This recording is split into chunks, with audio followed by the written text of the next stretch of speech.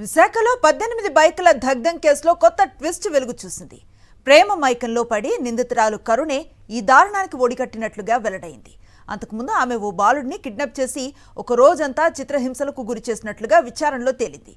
ఇక నిందితురాల్ని అరెస్టు చేసిన అనంతరం రిమాండ్కు తరలించినట్లుగా పోలీసులు తెలిపారు.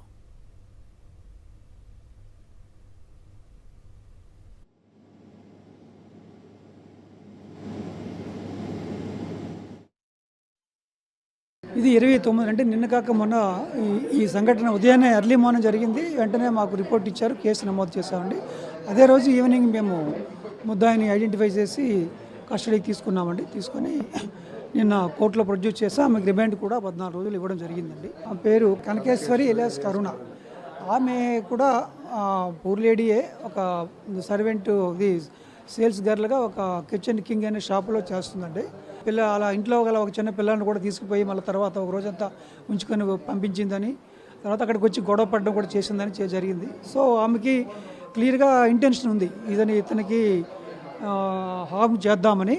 ఎందుకంటే అతను ఆ భరత్ అనేవాడు ఆమెకు అన్యాయం చేశాడని ఆమె తాలూకు కోపం.